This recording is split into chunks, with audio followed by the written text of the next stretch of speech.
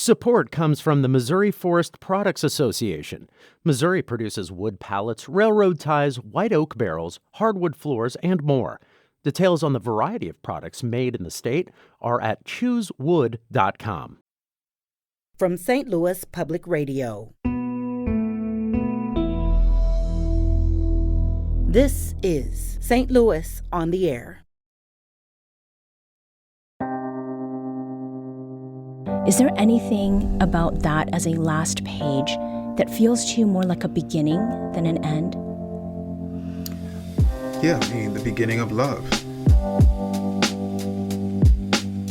I mean, you had same-sex families, you had folks with disabilities, you just had everything in there. And you had silliness as well, so we were able to put everything in the spread. So it's like, what does our world look like when everybody is accepted? And it's, again, what can exist. Exactly. Right. Absolutely.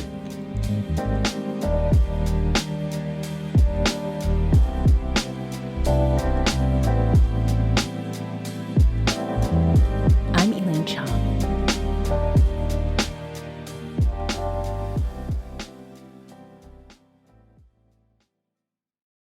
Young children have a knack for asking questions that, on the language level, are very basic. What is this? Why is that? Where did that come from? A kid's curiosity and an adult's capacity to respond aren't always well matched. That's especially true of questions like, why are we different? They present a particular challenge because they involve issues that are hard enough for grown adults to address, let alone discuss with a small child. Racism is one of those topics, and this past summer, Goodnight Racism was published to provide a way to take up a very complex subject that touches the lives of even young kids. Here to discuss the children's book Goodnight Racism, released earlier this year, is Ibram X. Kendi. He's the Andrew W. Mellon Professor in the Humanities at Boston University and the founding director of the Boston University Center for Anti-Racist Research. He also won a National Book Award in 2016 for his book Stamped from the Beginning, The Definitive History of Racist Ideas in America. Ibram Kendi, thanks for joining us today.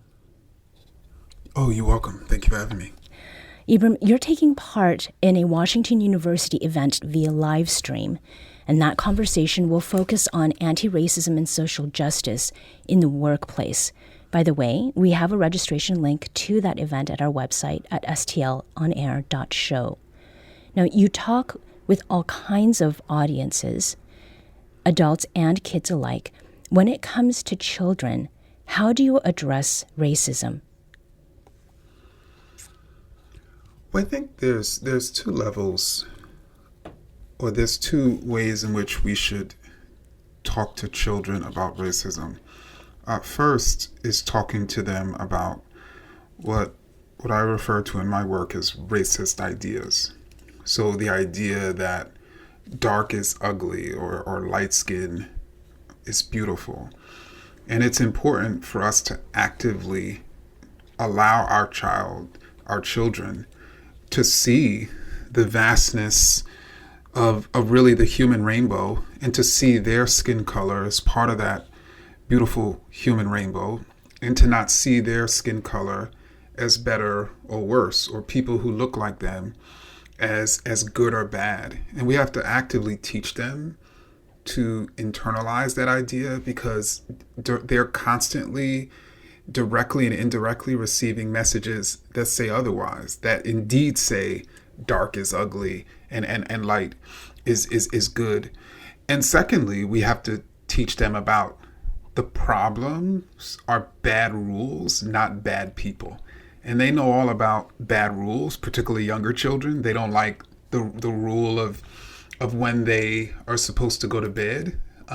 There are a number of rules that they don't like. And so I think we can apply what's happening in their lives to what's happening in the lives of people, so they understand that groups don't have more because they are more. They have more or less because of bad rules. So can you describe then what happens in the book that addresses some of what you have just talked about?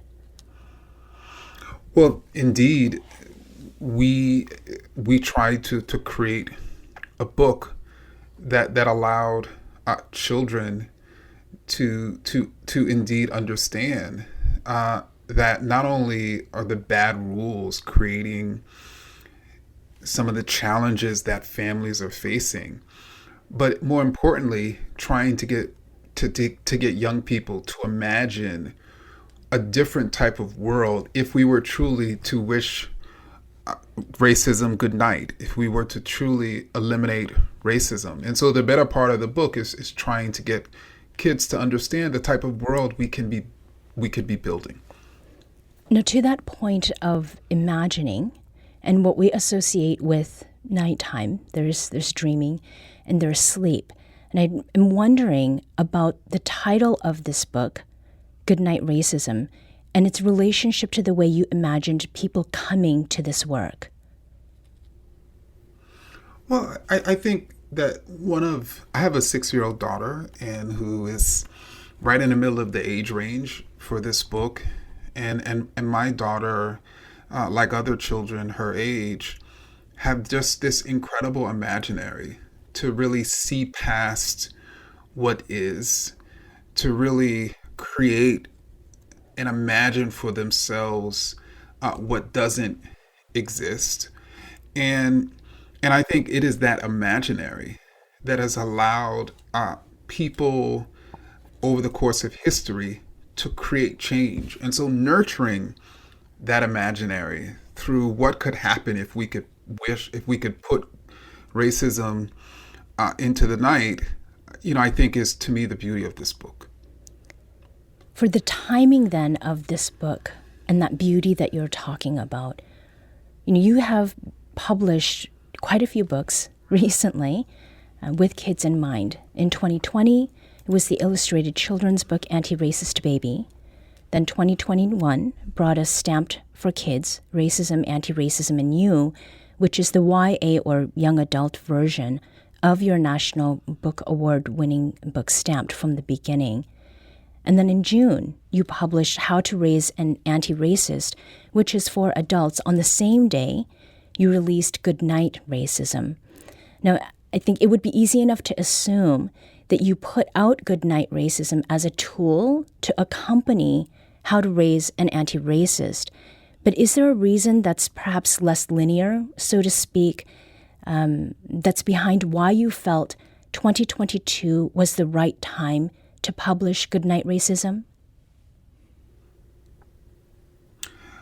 I think in certain ways, 2022 has been a year in which you've had many adults and certainly even many young people who, because of all of the challenges we've been facing in our society around a number of issues, including racial injustice, there are many people who are losing hope, are becoming even more cynical, are imagining that change isn't possible, which of course makes sense with everything and all the bad news that we keep seeing.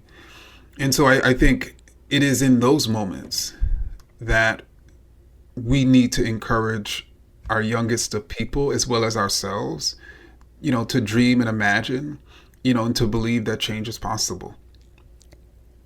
This is a great segue, I think. You had mentioned what doesn't exist, and Goodnight Racism exists as a book that is illustrated. And we have another guest here today with us, and that is Cbabi Bayoc, a St. Louis-based artist, beloved for bright, bold murals and a signature style into this conversation. Cbabi's illustrations provide a literal background for the words that you have written in your book, Goodnight Racism. Cbabi, welcome. Hey, how you doing?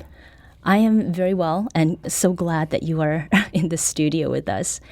Now, when it came to illustrating for Goodnight Racism, and you've heard what Ibram has said about what drove it, why it came out when it did, what approach did you take, sort of given all the things that you have learned, to make the topic of racism easier for children to grasp in the visual? I mean, he already provided a good blueprint with the text. And from that, knowing that it was more about hope than dismay, it all came about what does it look like when the child is asleep and what is this world that they see. And so at first it was hard not knowing exactly what was in Dr. Ibram's mind and the publishers, but once doing the first round of drafts and getting a response, it became clear what they were looking for. And from there, I just had to take what they were giving me and find imagery that represented that. And it was also great because, I mean, the sky was the limit on characters and fun. And so once I got past the harshness of just worrying about the text, then I started to have fun and think about, okay, what does this look like? And so that's how what we see now, that's how it became. Was there anything about the text that perhaps challenged you to think about things differently insofar as like translating something to the page in picture form? I can say for sure the hardest spread to put together was the one about children not having somewhere to sleep and not enough food to eat. Okay, can you describe what that looks like? So in the scene and what I created, I wanted to tie two pages together, and having done murals in several schools and seeing children come in the morning and get food, so I had context to that. So I knew about the sack lunch and didn't want every child to have personality or face. I wanted people to be able to see their own classmates. So thinking about that, I put more emphasis on the hands holding the sack, and you can't tell if it's before or after school. But then in the next scene, you could see this entire child holding that sack while sitting in a bed in a room with other bunks and other families, so that was an evolution to get to that. But once we got there, I was like, okay, this works. It's not, and we put text in the background of hope to combat with the image, because just by itself it could be heavy, but adding text within the illustration to warm it up a little bit. Mm-hmm. And we see words like community and family and hope. And I will say, when I looked at this spread, I thought immediately of my son, because the child sitting there, you cannot see his face, but he has, or it could be they, Yep. have black hair, Yep. Wearing a red T-shirt. And so there was some resonance there with that. So in terms of inspiration that you took from Ibram's words, is there an image or a component of one of these spreads that was really inspired by something that you read in the manuscript? I would say probably the one with the amusement park. Okay. And tell us a little bit about that one. So this spread is like, what does this world look like? And thinking about children, thinking about fun, and where I see kids like really having great times at a carnival, because they can eat and they can ride stuff. So that was an opportunity to like, okay, so how do we put this together? So that one really spoke to me on what does this look like? Because you had same-sex families, you had folks with disabilities, you just had everything in there, and you had silliness as well. So we were able to put everything in the spread. So it's much So it's like, more. what does our world look like when everybody is accepted? And it's, again, what can exist. Exactly. Right. Absolutely. With these pictures, there are words, and they go together.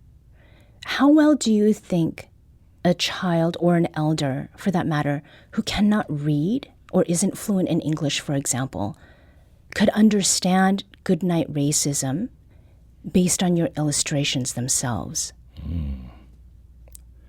I think just the fact that throughout the book, it's not just one family. It's many different types of folk, and you can't tell where everybody is from in that text. And the smiling and the interaction between individuals shows love. So if nothing else, love, in my opinion, doesn't really have a language. It's an expression. So I think that's how I could translate. Was there some part of Goodnight Racism that you illustrated more for adults who'd be reading this than the kids? Oh, for sure. Definitely some of the scenes around dinner, granddad and being sneaky with grandma in the background. You know, I was coming from my own age and thinking about how I like to be goofy on some of the illustrations. Yeah. So some sure. of your humor was definitely Absolutely. infused there. Ibram, I'd like to ask you, what was your favorite illustration in the book, particularly when it comes to conveying what you intended with Goodnight Racism? Oh man, trying to choose one favorite from Cbabi is I mean, how do you I think I would oh man, there's several. I think I would probably say the spread, I think, in the middle of the book that shows just so many different people at like an amusement park, and I think that there's just something about the imagery that conveys the expansiveness of humanity, that human rainbow that I was talking about, earlier. But then also the level of peace and joy we would pervasively create if we had the ability to build an anti-racist society. This is a question for both of you. Is there a specific component in your illustrations or words, the combination thereof for the book, that was informed by an interaction or maybe even a feeling that you had in talking with your own respective children about racism or difference? I can start and say that, my children are all teenagers now, and just thinking about the school systems in the neighborhoods which we've lived in and their friends and who they've been around, it's been nice to know that, yeah, they really have friends of all backgrounds, and they've educated me on, like, why are you tripping off of what somebody says, looks, how, act, so I've got an education from them.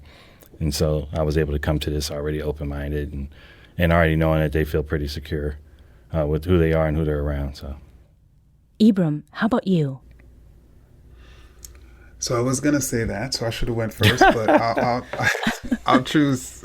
I'll think about something else. I think for our daughter Imani, I would say that she is someone who is very sort of precise in how she describes the world or even her work. Like, she just demands a certain level of precision whenever she's talking about anything, and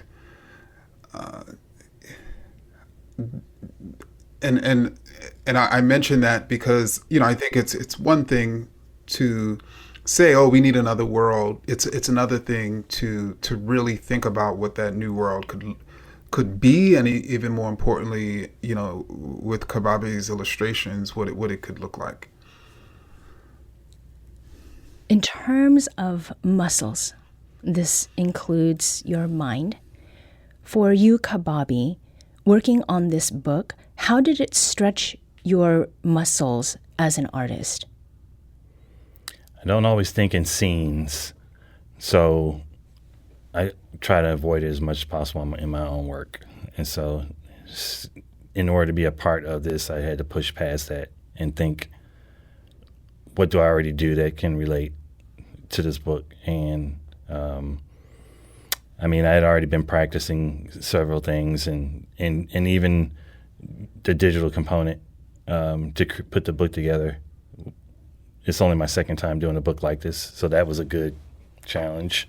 But I knew I could do it. I just never doubt that. But, I just had to sit through that. I had fears and sweats, but I wouldn't allow myself to get up from the table and continue to go. So, I hope that translates.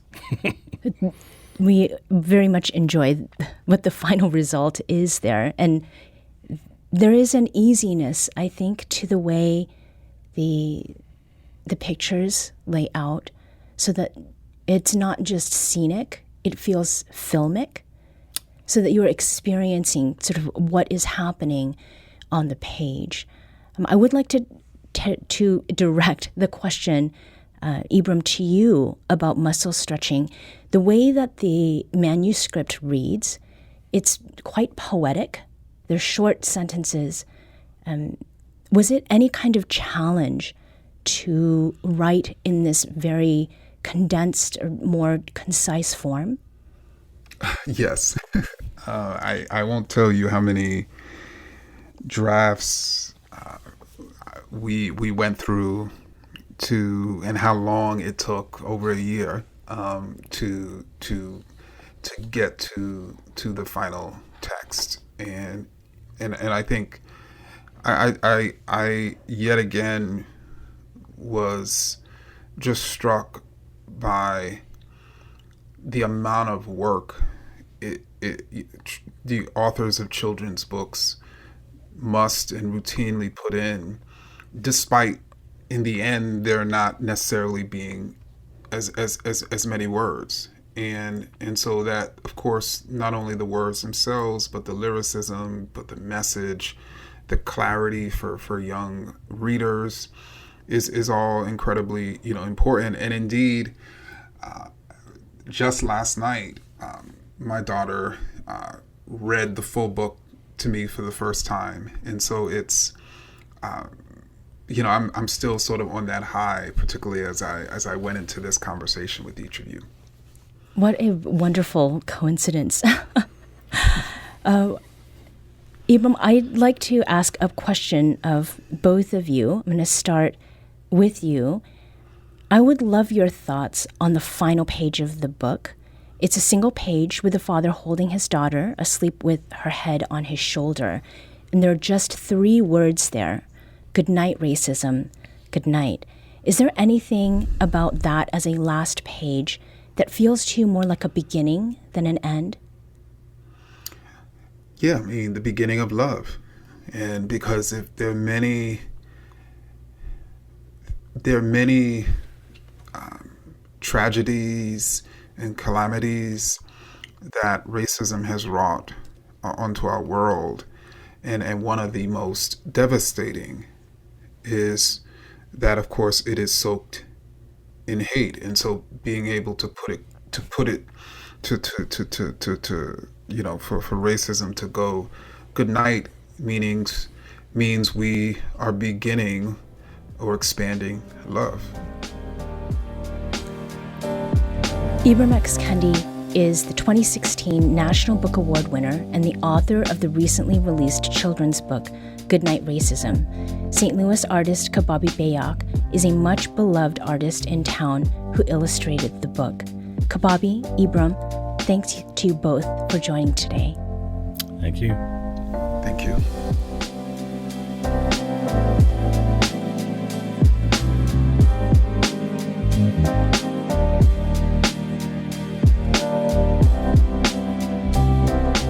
This episode was produced by Avery Rogers. Audio engineering and podcast design by Aaron Dorr. Our executive producer is Alex Hoyer. Our production intern is Avery. St. Louis on the Air is a production of St. Louis Public Radio. Understanding starts here. Our podcast proudly supports St. Louis artists by using music from Life Creative Group.